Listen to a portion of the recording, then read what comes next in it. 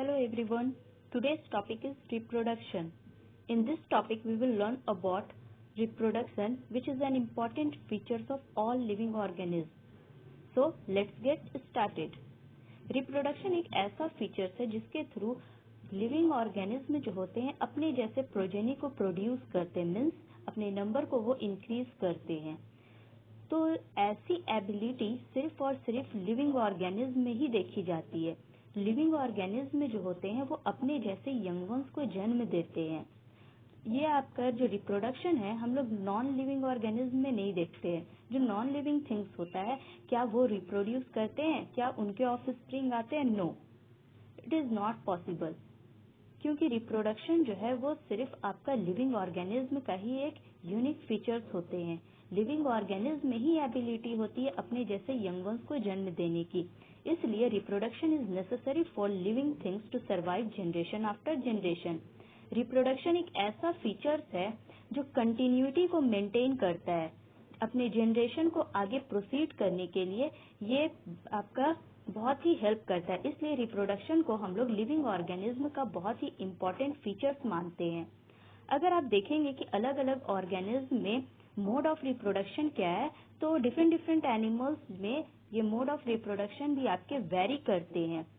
कोई एनिमल्स जो होते हैं वो डायरेक्ट अपने जैसे यंग वंस को जन्म देते हैं, जिन्हें हम क्या कहते हैं, विविपेरस। और कुछ एनिमल्स ऐसे होते हैं जो आपका डायरेक्ट यंग वंस को ना जन्म देकर वो एग प्रोड्यूस करते हैं। तो एग लेइंग एनिमल्स को हम लोग क्या कहते हैं, हम लोग उसे ओविपेरस कहते हैं, because they lay eggs. Okay, clear है? तो मोड ऑफ रिप्रोडक्शन जो होते हैं वो हम लोग देख रहे हैं कि डिफरेंट एनिमल्स में डिफरेंट होते हैं, अलग अलग मेथड के थ्रू। जैसे कि अगर ओविपेरस की बात करें तो पहले आपका वो एग ले करेंगे, ठीक है। जब एग का हैचिंग होता है, हैचिंग कहने का मतलब है कि जब एग शेल जब ब्रेक करते हैं तो उनमें से उनके ऑफस्प्रिंग निकलते हैं, ठीक है। तो ये आपका हैचिंग प्रोसेस कहलाता है। तो ऐसा जो है हम लोग किस में देख सकते हैं, हम लोग बर्ड्स वगैरह में देख सकते हैं, क्योंकि बर्ड्स जो होते हैं वो एग ले करते हैं, फिर एग जो है वो हैच करता है, एग सेल जब ब्रेक करते हैं तो उनके यंग वंस आते हैं।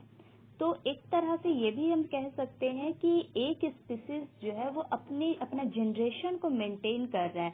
अगर रिप्रोडक्शन नहीं होगा तो क्या उसका आगे का जो फैमिली है वो आगे प्रोसीड होंगे? नो, ठीक है। अगर कोई कपल जो है वो रिप्रोड्यूस नहीं कर पा रहा है तो उसके आगे का जनरेशन नहीं बढ़ सकता है। इसलिए रिप्रोडक्शन बहुत इम्पोर्टेंट होता है। अगर हम लोग ह्यूमन की बात करें तो ह्यूमन में जो है वो आपका ह्यूमन कैसा कैटेगरी में होता है, ये विविपेरस है। विविपेरस इसका मतलब कि वो अपने जैसे ही यंग वंस को डायरेक्ट रिप्रोड्यूस करेंगे, वो कोई एग ले नहीं करता है, ठीक है।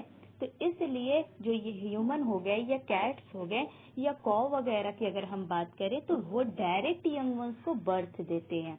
तो सिर्फ आपका रिप्रोडक्शन जो है वो एनिमल्स में ही नहीं देखा जाता है।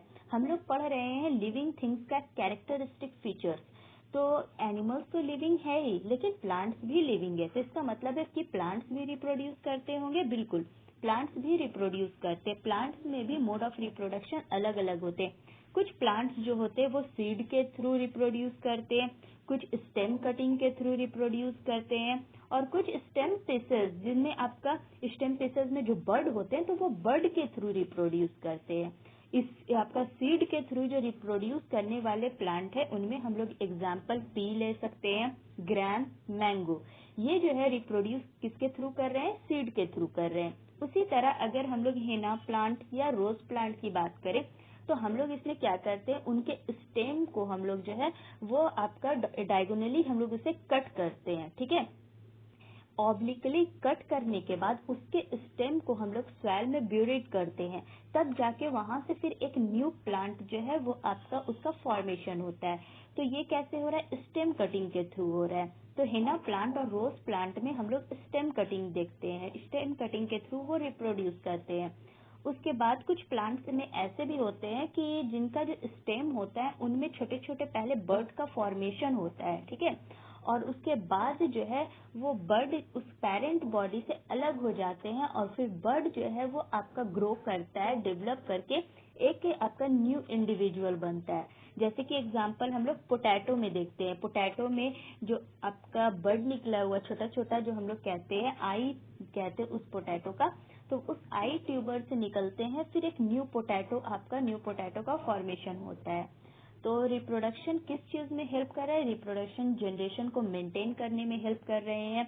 रिप्रोडक्शन के थ्रू जो है वो नए नए आपके ऑर्गेनिज्म आते हैं और उसके स्पीसीज को, उसके जनरेशन को मेंटेन करते हैं। इसलिए रिप्रोडक्शन जो है वो लिविंग ऑर्गेनिज्म का बहुत ही इम्पोर्टेंट कैरेक्टरिस्टिक फीचर्स होते हैं।